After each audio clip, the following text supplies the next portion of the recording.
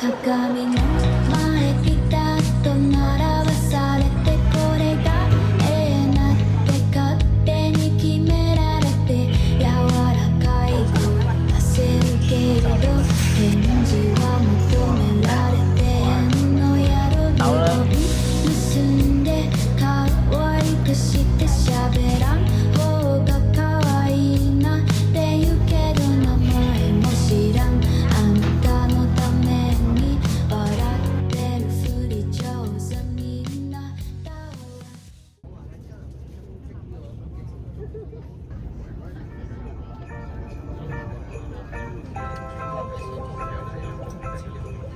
Hello， 大家好，我係 Emma， 又到1年1度嘅澳門之旅啦。有堂姐姐呼接，真係好難。Hello，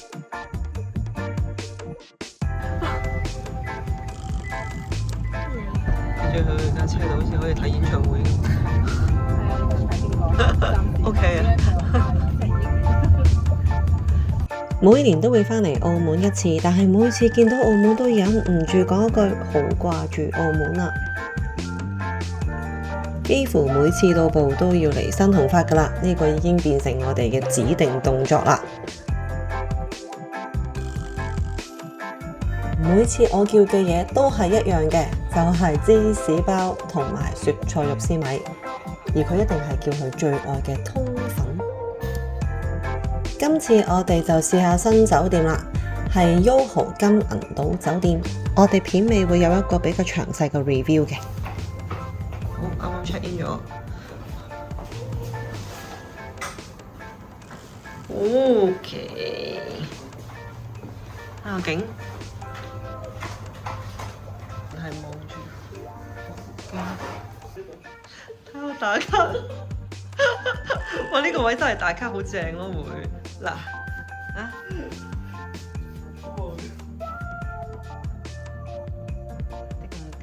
個頭好靚啊！呢度，你話我好靚添，你都好靚。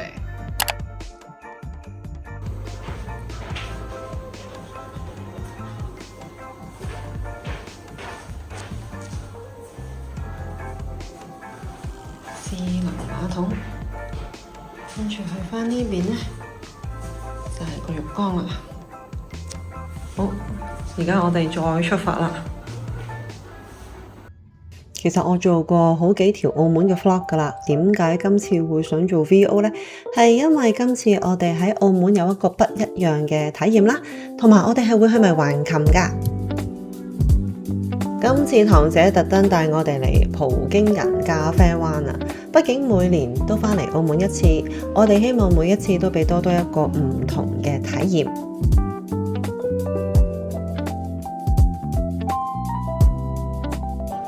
而我哋今次其中一個 mission 呢，就係要食呢一個義順雙皮奶雪糕啊！之前成日見到啲網紅有介紹，我已經好想食㗎喇，成日諗住話要，今次呢，終於可以試到啦！冇記錯嘅話，佢好似係40蚊一個，簡簡單單嘅一個鋪頭，我哋去到呢，又唔使點樣排隊。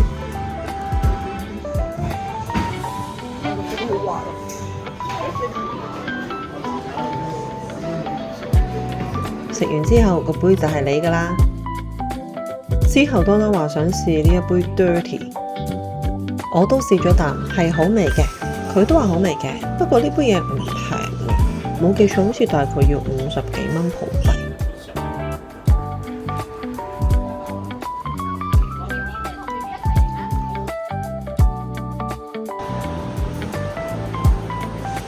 Hello， 嚟澳門做咩啊？試車，梗係試車啦。好啦，舒唔舒服啊？哈哈，呢個就係我講嘅澳門特別體驗啦。我冇諗過我嚟澳門會去試車嘅。哇，好大喎！咦？因為司機咁年輕嘅，上車按摩。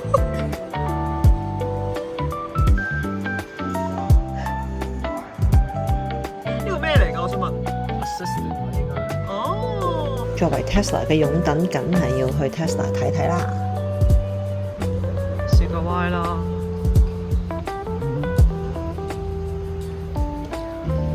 車啦，入到嚟係張天賦迎接我哋，而家滿唔滿意啊？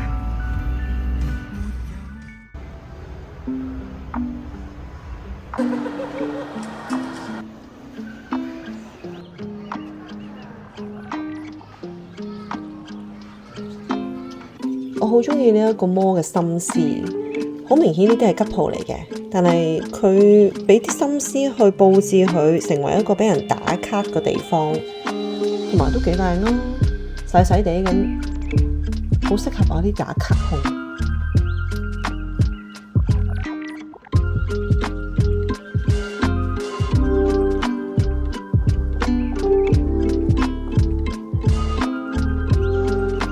頭先我已經覺得佢哋有心思，去到商場嘅另一邊更加有心思。佢將舊日嘅澳門帶返嚟俾我哋眼前。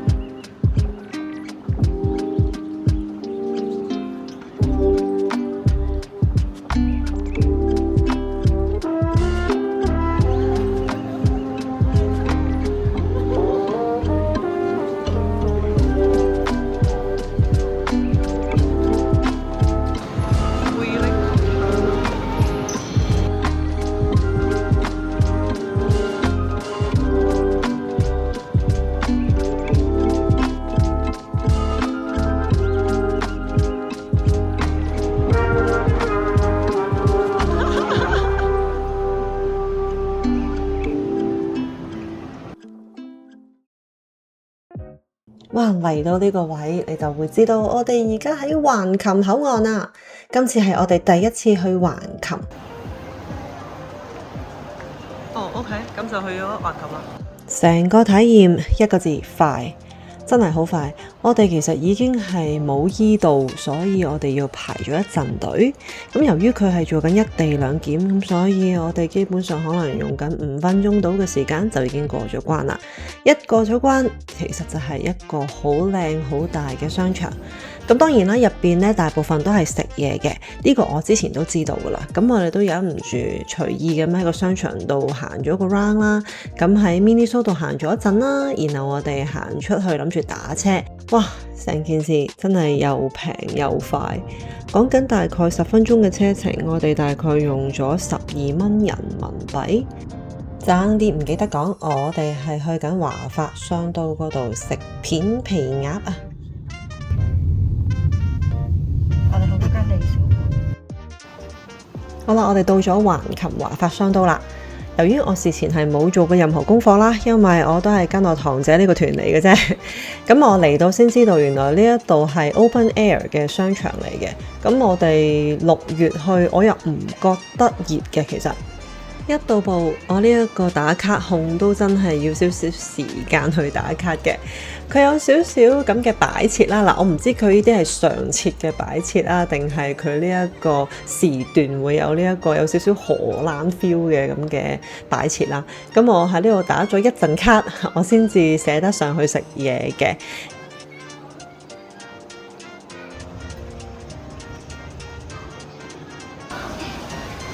好新奇啊！覺得所有嘢都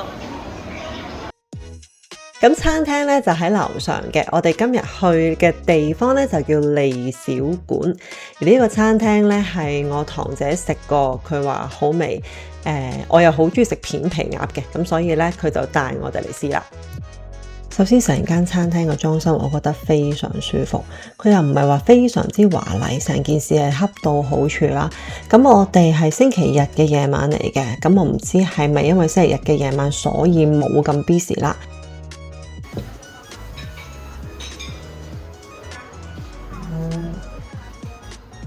嘢食方面，我哋就叫咗半隻片皮鴨啦，一個肉丸粉絲湯啦，一個菜同埋一碟餃子嘅。成件事只需要人民幣315蚊，我就好滿意啦，又好味，份量又啱啱好。畢竟喺多倫多食片皮鴨都係一件幾貴嘅事嚟嘅，所以對我哋嚟講呢一餐真係大滿足啊！可以影低我哋兩個第一次一齊上大，仲有兩隻熊喺度㗎。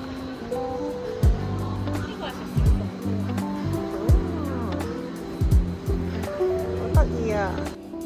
食完嘢，我哋隨意咁樣行一行個摩啦。頭先所講都係主要係食嘢噶啦，同埋有好多廢水店咯。咁其實我堂仔話去到大陸係應該飲廢水嘅，因為好平嘅。但係我哋實在係太飽啦，所以我哋冇位啊，可以飲到廢水。之後我哋再打車返去橫琴口岸，跟住就好快去返澳門嗰邊。然後我哋今次就搭輕軌返去我哋酒店嗰邊啦。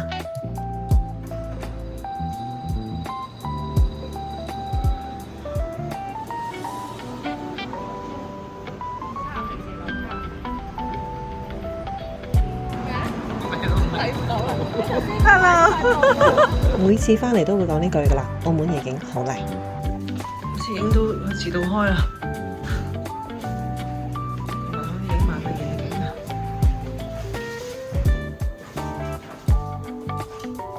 影唔到夜景，反光啊！呢個電視已經我哋一開門佢自動着，我哋呢啲低能鄉下出嚟點識嘅咧？究竟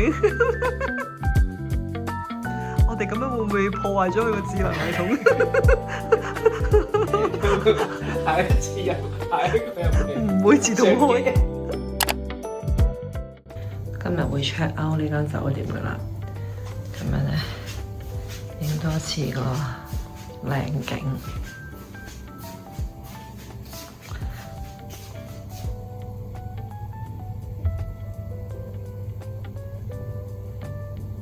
間酒店係唔錯嘅，但係有啲位我覺得怪怪地嗱，係好亂嘅。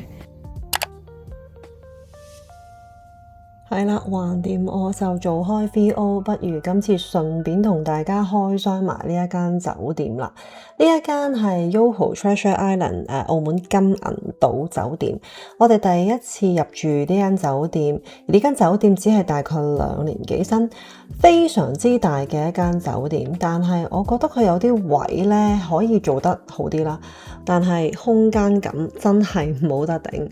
即係我諗你擺3個大篋喺地下，你都仲可以有好多空位俾你行嘅。佢個廁所咧亦都係好大嘅嗱，但係好老實講，個廁所大，但係我覺得佢個設計唔係咁 functional， 可能係對我哋嚟講啦。嗱，你見到佢個門咧係有2對門嘅，咁你每次用個廁所咧，你要閂2對門。首先呢一個對我嚟講係有少少麻煩嘅。嗰2對門又唔係咁容易閂㗎喎。另外對我最困擾其實係我哋慣性瞓覺嘅時候咧，會 leave 我哋個廁所眼燈係着嘅，但係呢一個廁所咧，佢就設計咗喺2張床嘅隔離啦，咁就變咗我瞓覺有少少殘眼啦。同埋唔知點解2年新，但係呢個廁所咧好多水漬啊。咁我覺得2年新嘅酒店嚟講，呢一個即係證明佢哋maintain得唔係咁好咯。咁啊，但係呢個廁所有一樣嘢我非常中意嘅，就係個智能馬桶啦。咁呢一個智能馬桶係確實為呢一間酒店咧加咗唔少分數嘅。嗱，另外呢間酒店咧好殺食嘅地方就係佢嘅景啦。嗱，佢一個好大嘅窗台。而佢嘅景咧，我都唔使多講啦，你就咁睇就知啦。其實酒店嘅 location 咧非常之好嘅，佢喺800伴隔離，亦都非常之近車站。咁所以呢間酒店咧性價比係 good 嘅。我哋其實已經比貴咗啲㗎啦，因為我就揀咗有 free cancellation 嘅，咁就加幣180蚊一晚。但係其實如果你係揀啲冇 free cancellation 咧，其實平到120蚊加幣一晚都有嘅。而另外好值得一提嘅就係佢嘅配套啦，佢係有 shuttle service 嘅，而個 shuttle service 咧最主要嘅一個 stop 咧，就係我哋一定會用到嘅港珠澳大橋。而酒店去港珠澳大橋咧，連埋 stop 咧都係講緊15至20分鐘到，咁所以好方便嘅。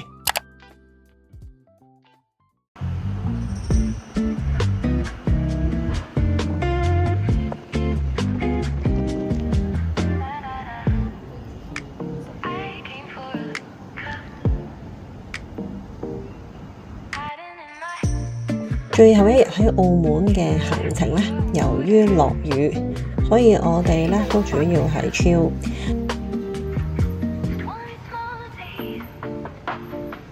我哋去試咗呢間利軒冰室啦，環境好新淨，嘢食都 OK 嘅，唔錯嘅，價錢亦都非常之實惠。好一個大力金剛腿啊！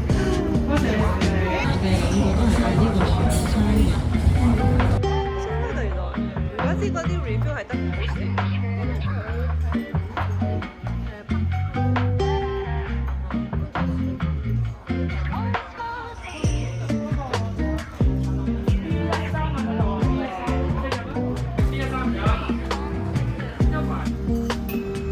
最後一站，我哋去飲咗呢一間想試好耐嘅咖啡室，叫 Bloom。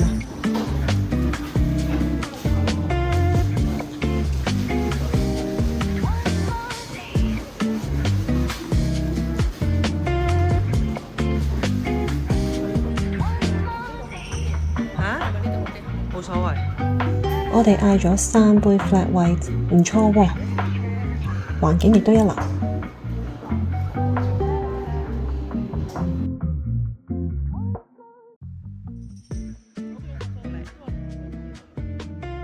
多謝大家同我玩咗呢一集啊！我都好耐冇做過 VO 啦，雖然我其實知道做 VO 嘅片係比較多人睇嘅，咁啊希望大家中意呢一集啦。如果大家中意嘅話咧，請俾個 like、subscribe 同埋 share。只要反應夠好嘅，就可以 motivate 我做多啲 VO 嘅片噶啦。好啦，下一集我哋應該會係去泰國噶，密切留意啦。下次見，拜拜。